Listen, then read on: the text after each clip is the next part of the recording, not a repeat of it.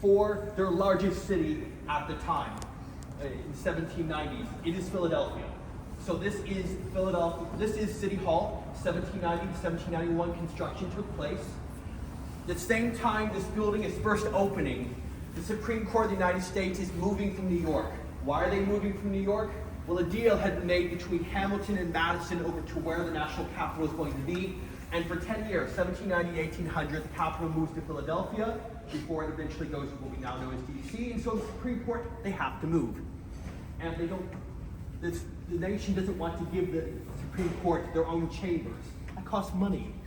Why would they give it to it? So the city volunteers this court. So this courtroom is the Mayor's Court of Philadelphia, their court of criminal offenses.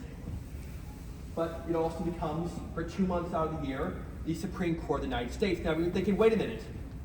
The modern Supreme Court is pretty much always in session. What's going on? What's going on is that the Constitution says that there is a Supreme Court and any lower court as needed, but it doesn't specify the exact operating rules that the Supreme Court must operate under. So the Supreme Court in 1789 is directed to have 6 justices, 1 Chief Justice and 5 associates. They're going to have 2 sessions a year, in February and in August. And the remaining 10 months of the year, they're going to ride their respective circuits. The Supreme Court, or rather the federal courts at the time, there are 13 district courts, the very lowest of the federal judiciary system, and they don't quite but roughly correspond to the original 13 states. 1 justice assigned to each of those courts.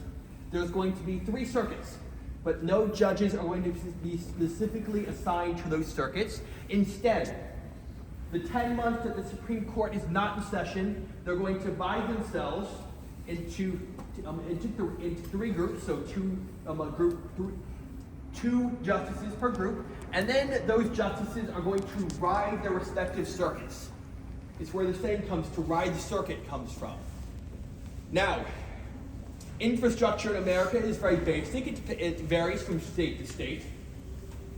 The Supreme Court justices, they do get a stipend, but we can't guarantee they're going to be paid back for anything extra that they spend along their journey. 1 sec, I'm on a roll. And they absolutely despise having to ride the circuit. The Supreme Court isn't the juggernaut that it is today.